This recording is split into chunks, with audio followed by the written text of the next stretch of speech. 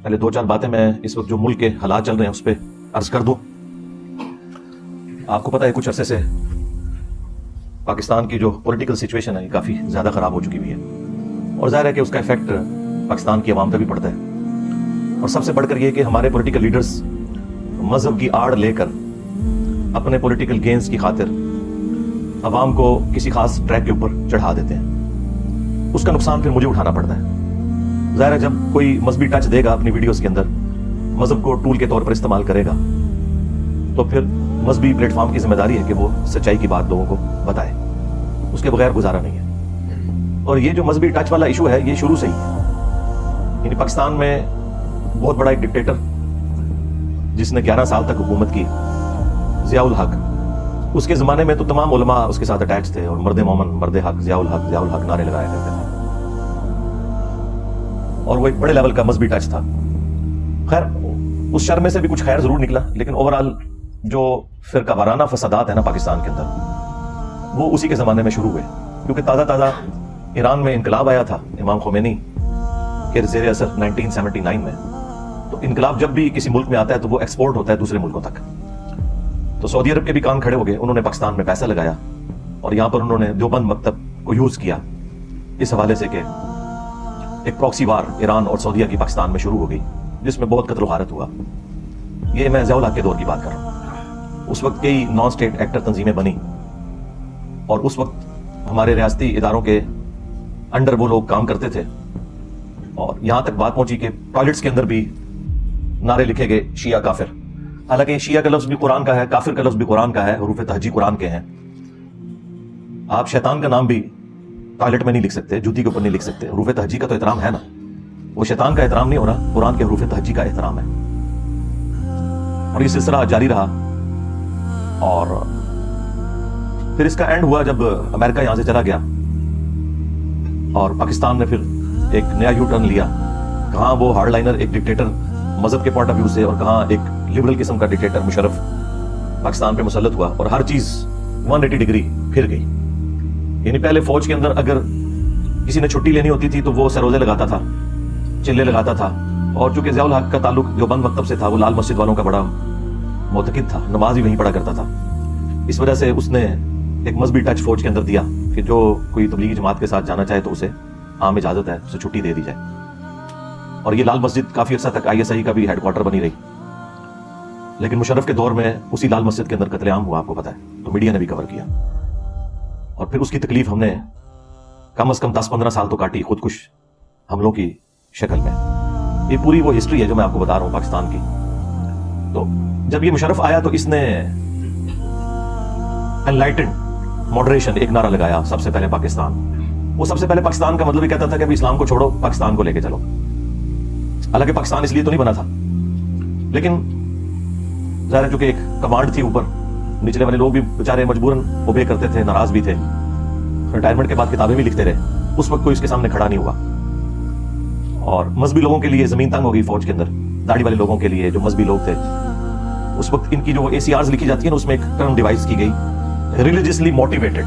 वो आज तक चलती है। यानी कोई मजहबी बंदा हो ना कि इसको हमने इस रैंक से ऊपर नहीं लेके जाना, तो उसके ऊपर वो लिख देते रिलीजियसली मोटिवेटेड। इसका मतलब होता है कि ये मजहब के तौर पर एक मोटिवेटेड बंदा है, तो इसको हमने ऊपर नहीं लेके जाना। तो इस तरह के सारे मामला शुरू हुए और उसका अंजाम जो है वो आपके सामने है, क्या हुआ। उससे जान छूटी। फिर यहां पे एक डेमोक्रेटिक गवर्नमेंट आ गई और वो सारी जरदारी साहब के हाथ में थी।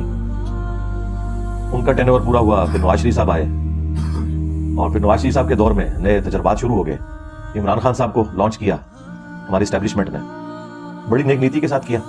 पाकिस्तान की हिस्ट्री क्या, पूरी इस्लामिक हिस्ट्री में जब भी हमारे बड़ों ने, ख्वाह वो मजहबी पेशवा हो या पॉलिटिकल लीडर्स हो, कोई भी उम्मत के साथ काम डाला है ना, पूरी नेक नीति के साथ डाला है। हम उनको बदगुमानी नहीं उनके बारे में करते। यानी अगर उन्होंने उम्मत के अकायद खराब किए हैं तो अपने जोम में नेक नीति के साथ ही खराब किए हैं, लेकिन अल्टीमेटली अंजाम उम्मत का जो है वो आपके सामने है। और यही कुछ यहाँ पे भी हुआ। और वो सिर्फ पॉलिटिकल इख्तलाफ रहता तो पहले भी था। बकायदा एक एजेंडा लॉन्च किया गया कि आपने सारे पॉलिटिकल लीडर्स को चोर, डाकू, गद्दार वतन और इस तरह की सारी की सारी गालियां निकालनी है। लेकिन जो लोग ये करवा रहे थे वो ये भूल गए कि कल को उनका वक्त भी आ जाएगा, क्योंकि दुनिया तो मुकाफाते अमल है। جب آپ کسی کے ساتھ ایسا کرتے ہیں تو پلٹ کے آپ کے اوپر بھی وار آ جاتا ہے، اور وہ آج کل ہم عمران خان صاحب کی شکل میں دیکھ رہے ہیں، اور جس کی تکلیف نہ صرف فوج کو کاٹنی پڑ رہی ہے بلکہ پوری پاکستانی عوام کو بھی کاٹنی پڑ رہی ہے۔ 9 مئی جو 2023 کو انہوں نے بلیک ڈے ڈکلیئر کیا، ظاہر ہے کہ اس دن وہ کچھ ہوا جو پاکستان کی ہسٹری میں کبھی اس طریقے سے نہیں ہوا تھا۔ بہت تکلیف دہ چیز ہے، خواہ وہ چند لوگوں نے کیا یا آرگنائز طریقے سے ہوا، بہرحال یہ ایکٹیویٹی تو بہت بڑی تھی کہ پاکستانی عوام جو ہے وہ GHQ میں گھس گئی، کور کمانڈر کے گھر میں گھس گئی، اس طرح پاکستان کی تاریخ سے متعلقہ جو چیزیں تھیں انہیں آگ لگائی گئی۔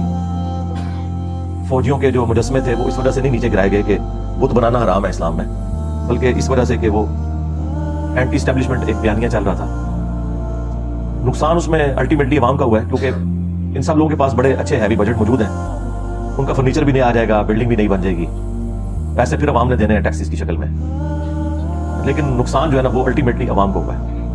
اور آپ دیکھیں آج 21 مئی 2023 ہے، پچھلے مسلسل 10 دن سے آپ دیکھیں میڈیا نے کیسا ہنگامہ کھڑا کیا ہوا ہے، ہر ٹی وی چینل کے اوپر وہ بلیک ڈے کے نام کا ایک اشتہار چل رہا ہے۔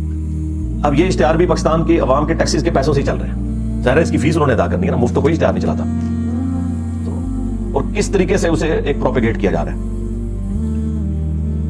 میں یعنی یہ جو ایکٹیویٹی ہے اس کے خلاف نہیں ہوں، جو کچھ یعنی یہ کیا جا رہا ہے عوام کو ایجوکیٹ کرنے کے لیے، لیکن اگر اسی طریقے سے آپ کسی ایک خاص چیز کی لکیر پیٹیں گے تو مئی کا ہی مہینہ تھا اور تاریخ تھی 12، ایک ڈکٹیٹر نے قتل عام کیا کراچی کے اندر صرف اپنی حکومت کو دوام دینے کے لیے، تو اصولاً تو اس دن کو بھی بلیک ڈے ڈکلیئر کرنا چاہیے تھا، کیونکہ عوام تو اس دن مری تھی۔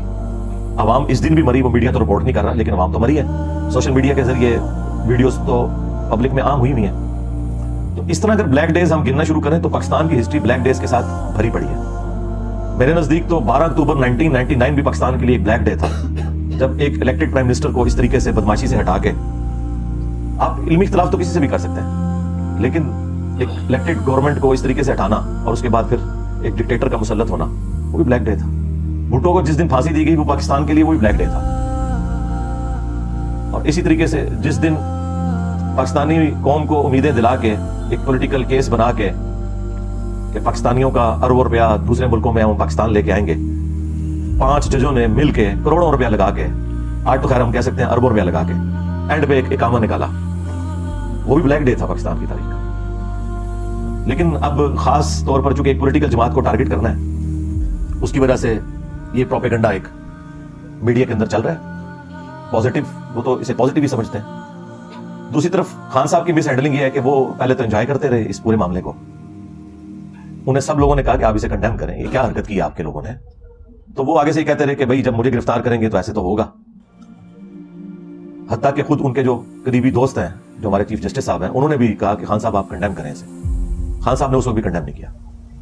اس کے بعد پھر ظاہر ہے کہ آپ کو پتہ ہے ہمارے سیکورٹی ادارے انہوں نے پھر طے کر لیا کہ ٹھیک ہے خان صاحب کو سبق سکھانا ہے۔ اس کا آغاز خان صاحب کی غلطیوں سے ہوا، اور اب آپ دیکھ رہے ہیں 2 دن پہلے انہوں نے صحافیوں کے سامنے یہ بات کر دی ہے کہ یہ بالکل غلط ہوا ہے۔ یہ اس وقت کر دیتے نا تو یہ اتنا بڑے لیول کا کریک ڈاؤن نہ ہوتا، لیکن اب میں اسے یہ بھی نہیں کہہ سکتا کہ دیر آئے درست آئے، یہ بہت دیر سے آ گئے، تو چلیں شکر ہے فی الوقت ان کی طرف سے یہ سٹیٹمنٹ آنا بھی کم از کم تھوڑا مرہم تو ہے ہم جیسے لوگوں کے لیے جو کہہ رہے تھے کہ یار ایک پولیٹیکل لیڈر کو تو یہ زیب نہیں دیتا کہ وہ اس طرح کی ایکٹیویٹیز کو سپورٹ کرے، اس کا کام ہے کہ وہ اعلانیہ آ کے اسے کنڈیم کرے کہ یہ کام غلط ہوا ہے۔ لیکن اب جو کچھ میں دیکھنے جا رہا ہوں، میں نے آپ کو پہلے بھی بتایا تھا جب تحریک عدم اعتماد کامیاب ہوئی تھی تو میں نے آپ کو کہا تھا کہ اب جب الیکشن ہوں گے تو خان صاحب تو دوبارہ نہیں آئیں گے، کیونکہ جب ہٹانے والے ہٹاتے ہیں تو پھر وہ اس دفعہ تو اسے نہیں لے کے آتے۔ تو اس وقت لوگ کہہ رہے تھے کہ جناب آپ کو سمجھ نہیں ہے، میرے خیال وقت کے ساتھ آپ کو سمجھ آتی جا رہی ہوگی۔ اس وقت دیکھیں خان صاحب کا گراف انہوں نے آسمان سے زمین پہ گرا دیا، اور اس میں سب سے زیادہ قصور خود ان کا ہے، خان صاحب کا، جو کچھ پچھلے 2 ہفتوں کے اندر ہوا اور پچھلے 1 سال کے اندر جو کچھ ہو رہا ہے، 2 ہفتوں میں تو ذرا زیادہ ہو گیا۔ ہم اس وقت بھی ساتھ ساتھ سمجھا رہے تھے کہ آپ اتنے ایکسٹریم رویے اختیار نہ کریں ورنہ اس کا انجام برا ہوگا، اور وہ ہم نے دیکھا کہ اب بالکل ساری جماعتوں نے مل کے، سارے ریاستی ادارے مل کے ٹارگٹ کیے ہوئے ہیں کہ پی ٹی آئی کو اب کس طریقے سے ہم نے جو ہے وہ ختم کرنا ہے یا قابو میں لانا ہے۔ اور مجھے حیرانگی ان لوگوں کے اوپر ہو رہی ہے جو اس پورے سسٹم کے بینیفیشری ہیں اور اب ایک ایک کر کے آ کے میڈیا پہ آ کے کہہ رہے ہیں کہ جی آج سے میں پی ٹی آئی چھوڑنے کا اعلان کرتا ہوں۔ آپ ان لوگوں کی شکلیں دیکھیں، یہ لوگ آپ کو ساری پارٹیوں میں نظر آئیں گے اکا دکا کے سوا، تو اب ان کو کہیں اور ہڈی ملے گی یہ وہاں چلے جائیں گے۔ اور یہ بات جب ہم خان صاحب کو سمجھاتے تھے کہ آپ ان لوگوں کو نہ لیں اپنی جماعت میں، تو انہیں سمجھ نہیں آتی تھی. میرے خلاف ان کو بڑے اچھے طریقے سے سمجھ آ گئی ہوگی. یہ سب مفاد پرست لوگ ہوتے ہیں، ان کو نہ پاکستانی عوام کے ساتھ کوئی ہمدردی ہے، نہ فوج کے ساتھ، نہ کسی پولیٹیکل جماعت کے ساتھ. ان کے اپنے مفادات ہوتے ہیں، جہاں سے ان کو مل جائے وہاں چلے جاتے ہیں. جس طرح دین کے نام کے اوپر آپ کو دھوکہ دیا انہوں نے، بزرگوں کی تعلیمات دی قرآن و سنت کو چھوڑ کے، اس طرح یہ جو ہیرو بھی اکثر کھڑے کیے ہوئے ہیں نا آپ کے، یہ بھی وہی کچھ ہی ہیں. اللہ ماشاء اللہ کوئی بندہ ہو تو اس وقت پکڑے اس لیے نہیں جاتے تھے کہ میڈیا میں ان کے بیانات نہیں ہوتے تھے اور کول و فیل کا تضاد آپ دکھا نہیں سکتے تھے. آج کل آپ دیکھیں نا، پرانی کوئی سٹیٹمنٹ وہ چلاتے ہیں پولیٹیکل لیڈر کی، پھر تازہ چلاتے ہیں، کہتے ہیں دیکھو پہلے یہ کہہ رہا تھا اب یہ کہہ رہا ہے، تو بالکل 180 ڈگری ہوتی ہے، تو وہ پکڑے جاتے ہیں. لیکن پرانے لوگ اس طرح پکڑے نہیں جاتے تھے.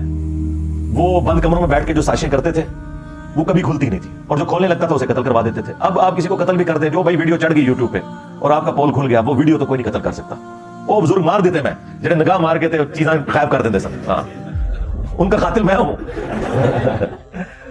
تو علمی طور پہ میں نے ان سب کو اللہ کے فضل سے قتل کر دیا. میں نے کیا کیا، اللہ نے میرے ذریعے قتل کروا دیا علمی طور پہ، الحمدللہ.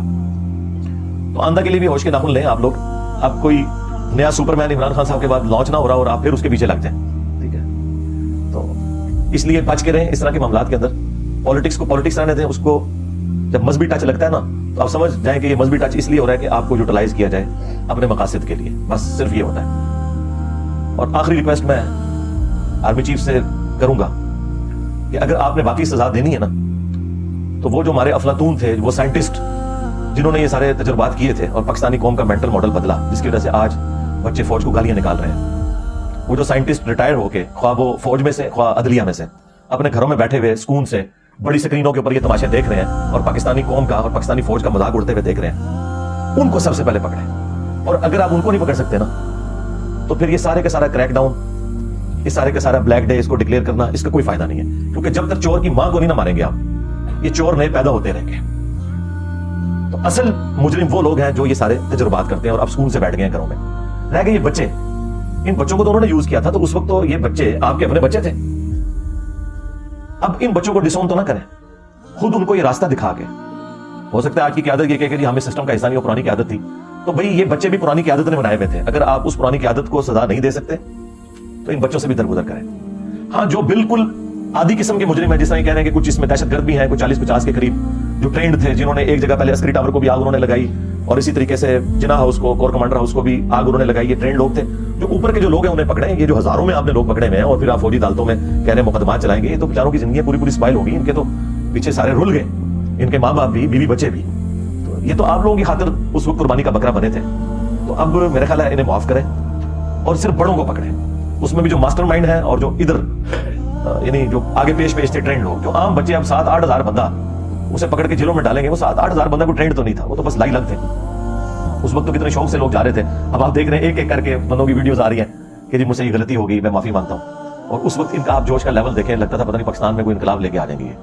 میں نے آپ کو بارہا بتایا کہ اس طرح کا انقلاب پاکستان میں انشاءاللہ کبھی بھی نہیں آئے گا، اور نہ اللہ کرے کہ اس طرح کا انقلاب آئے. یہ ذہن میں رکھیے گا، کیونکہ پھر مخالفین کو انہوں نے زندہ نہیں چھوڑنا. ادھر انقلاب اس لیے نہیں آئے گا کہ ادھر فرقے بھی بے شمار، پولیٹیکل اختلافات بھی بے شمار، کبھی کوئی ایک لیڈر کے نیچے یہ جمع ہو ہی نہیں سکتے. اور نہ اس طرح کا انقلاب آ سکتا ہے جو لوگ کہتے ہیں ایران میں آیا تو ایران میں فرقہ ایک تھا، شیعہ، لیڈر بھی ایک تھا، اور وہاں وہ لیڈر کا مطلب لیڈر ہے. یہاں پاکستان میں 22 کروڑ عوام میں سے 15 کروڑ عوام یعنی بریلوی فرقہ یہ کہتا ہے کہ امام کعبہ کے پیچھے نماز ہی نہیں ہوتی. اور جو مسلمان امام کعبہ کے پیچھے نماز کا قائل نہ ہو، وہ کسی مذہبی لیڈر کو اپنا لیڈر مان سکتا ہے. سب سے بڑا اگر کوئی لیڈر ہے یعنی جو نان مسلم مسلمانوں کے بارے میں سوچتے ہوں گے تو وہ یہی سمجھتے ہوں گے جس طرح ویٹیکن سٹی میں پوپ بیٹھا ہوا ہے، اس طرح خانہ کعبے کا جو یا مسجد نبوی کا امام ہے وہ ان کا لیڈر ہوگا. اس کے پیچھے کہتے ہیں نماز ہی نہیں ہوتی تھی. کھیت مٹی انقلاب آنا تھوڑا نہیں، کبھی بھی نہیں آنا. تو اس طرح کے جو انقلابات ہیں نا، وہ بس جذباتی باتیں ہوتی ہیں، کچھ بھی اس میں سے نکلنا ہوتا. تو آئندہ کے لیے بھی ہوشیار رہیں، چپ کر کے اپنی قبر و آخرت کی تیاری کریں اور اپنے بچوں کو توحید کے اعتبار سے ایجوکیٹ کریں. انشاءاللہ ہماری آنے والی نسلیں پہلے وہ پاکستان دیکھیں جس میں فرقہ واریت نہ ہو، پھر اللہ تعالیٰ انہی میں سے کسی کو ایک آپ کا لیڈر بھی بنا دے گا. لیکن اگر فرقے بنے رہیں گے تو بھائی میں نے آپ کو پہلے بھی بتایا، بریلویوں کی حکومت آئی تو اہل حدیث پھر نہیں بچتے، اور اہل حدیثوں کی حکومت آ گئی تو بریلوی بھی نہیں بچتے، ان کے مزار بھی نہیں بچتے. یہ میں آپ کو بتا دوں. لہٰذا یہاں کوئی اس طرح کے انقلاب وغیرہ کے معاملات کو آپ نہ سمجھیں. اور پھر آج کے اس ماڈرن دور کے اندر چونکہ کنٹریز بن چکے ہیں، عدالتیں ہیں، پولیس کا نظام ہے، فوج کا نظام ہے. یہ پرانے زمانوں میں ہوتا تھا کہ آپ کسی بادشاہت میں گھس جائیں اور پکڑ کے آپ گلا کاٹ دیں بادشاہ کا اور خود اس کی کرسی پہ بیٹھ جائیں تو نیکسٹ بادشاہ آپ بن جاتے تھے. پوری کی پوری رعایا آپ کی ہو جاتی تھی، اس کے نیچے بھی جو فوج ہے وہ آپ کی ہو جاتی تھی یا وہ قتل ہو جاتی تھی. آج اگر آپ کسی وزیر اعظم کو اسیسینیٹ بھی کرتے ہیں، اسی کی پارٹی سے دوسرا بندہ وزیر اعظم بن جائے گا، کیونکہ اسمبلیوں نے اپنے 5 سال پورے کرنے ہیں۔ اسے انشور کون کرے گا؟ جوڈیشری کرے گی، فوج کرے گی، کیونکہ وہ تو آئین کے ساتھ کھڑی ہوئی ہوگی۔ لہٰذا اب اس طرح کے انقلاب نہیں آ سکتے اس ماڈرن دور کے اندر، نہ آپ اس طرح کی کوئی آپ کو امید دلائے تو آپ یہ سمجھیں کہ ایسا کچھ ہو سکتا ہے، کچھ بھی نہیں ہو سکتا۔ یہ سب آپ کو کہانیاں کرواتے ہیں۔ ہوش کے ناخن لیں، اپنی فکر کریں، اپنے بال بچوں کی فکر کریں، دنیا کی بھی ان کی اور آخرت کی بھی فکر کریں۔ ملک کی اکانومی آپ کے سامنے ہے۔ میں اس پہ تو حیران ہوں کہ بلیک ڈے کے حوالے سے کتنی ایڈورٹیزمنٹ چل رہی ہے۔ یہ اسی طریقے کی ایک ایڈورٹیزمنٹ ہے جو وہ بابا ڈیم جو تھے ہمارے، وہ چلایا کرتے تھے اور کہتے تھے میں ریٹائرمنٹ کے بعد ڈیم کے باہر خیمہ لگا لوں گا، تو وہ کبھی نکلے بھی نہیں دوبارہ، اور وہ بعد میں پتا چلا کہ وہ چندہ جتنا انہوں نے اکٹھا کیا اس سے زیادہ کے اشتہارات چلوا دیے انہوں نے۔ ٹھیک ہے، تو اشتہارات کی بجائے نا پازیٹیولی کوئی معاملات کو لے کے چلیں، ورنہ یہ اس طریقے سے ڈیم فول آپ کو آگے بڑے بناتے رہیں گے۔ ہر آنے والا بڑا جو ہے نا وہ نئی کوئی ایک سٹوری آپ کو بیچتا ہے اور پاکستانی عوام اس کے پیچھے لگ جاتی ہے، اور اس طریقے سے معاملات۔ حالانکہ اس وقت اگر کوئی ہنگامی طور پر کوئی ایڈورٹیزمنٹ چلنی چاہیے تو وہ یہ ہے کہ ہمارے بڑے ہمیں بتائیں کہ انہوں نے پاکستان کی اکانومی کے لیے کیا سوچا ہے۔ اصل مسئلہ اس وقت ہمارا یہ ہے کہ ہمارے ڈاکٹرز، انجینئرز بھی بے روزگار پھر رہے ہیں، آپ نے ان کے لیے کیا سوچا ہے؟ اس کے اوپر تو مجھے کوئی ایڈورٹیزمنٹ نظر نہیں آ رہی ہے، کوئی کسی کی کوئی فکر نظر نہیں آ رہی سوائے اس کے کہ ہمیں فلاں دوست ملک بھی قرضہ دے رہا ہے، فلاں دوست ملک بھی قرضہ لے رہا ہے۔ یعنی یہ آپ یہ وہاں کو بتانا چاہ رہے ہیں کہ ہم قرضہ لیں گے اور کھا جائیں گے، بھاگ جائیں گے، اور وہ قرضہ مانگے گا تو کہیں گے کہ آیا جے گوری۔ وہ اس طرح دنیا کا نظام چل رہا ہے، ہاں آیا جے گوری۔ تو ہمیں بتائیں کہ اس وقت ملک کہاں پہ کھڑا ہے، کتنے لوگ بے روزگار ہیں، اتنے لوگوں کی روزگار کا آپ نے اتنے سالوں میں کیا بندوبست کیا ہوا ہے، ہماری بیسک نیڈز کس طرح پوری ہوں گی، اس کے اوپر ہمیں کوئی لائے عمل بتایا جائے۔ اور ٹوٹلی پچھلے 10 دن سے آپ دیکھ رہے ہیں کہ ایک ہی رونا رویا جا رہا ہے، تو یہ تو ایک وقتی مسئلہ حل ہو جائے گا۔ جو پرماننٹلی ہمارے ساتھ مسائل اٹیچ ہے نا، سب سے بڑا ہمارا اکانومی کا مسئلہ، اس کے بعد بیسک ایجوکیشن کا مسئلہ، اس کے بعد ہیلتھ کا ایشو، ہمارا سیکورٹی ایشو تو بعد میں آئیں گے ہمارے۔ اصل تو مسئلہ یہ کہ جب روٹی نہیں ہے پیٹ میں ڈالنے کو تو باقی سارے مسئلے کیسے بڑے ہو سکتے ہیں اس کے مقابلے میں۔ وہ تو سیاڑے کہتے ہیں نا روٹی جو ہے وہ 6واں فرض ہے اسلام دا۔ حال ظاہر ہے جی، مفلسی تو کفر کے قریب ہے۔ تو ہم اینڈ پہ پاکستان کے لیے، پاکستان کے عوام کے لیے، پاکستان کے بڑوں کے لیے بالخصوص، اور پورے عالم اسلام کے لیے بالعموم دعا کرتے ہیں کہ اللہ تعالیٰ ان سب کی مشکلات آسان فرمائے، اور جن جن بھلائیوں کا سوال رسول اللہ صلی اللہ علیہ وآلہ وسلم نے کیا تمام مسلمانوں کے حق میں ان بھلائیوں کو قبول فرمائے، اور جن جن چیزوں کے شر سے اللہ کے محبوب صلی اللہ علیہ وآلہ وسلم نے پناہ طلب کی ان تمام چیزوں کے اگینسٹ ہم سب کو پناہ عطا فرمائے۔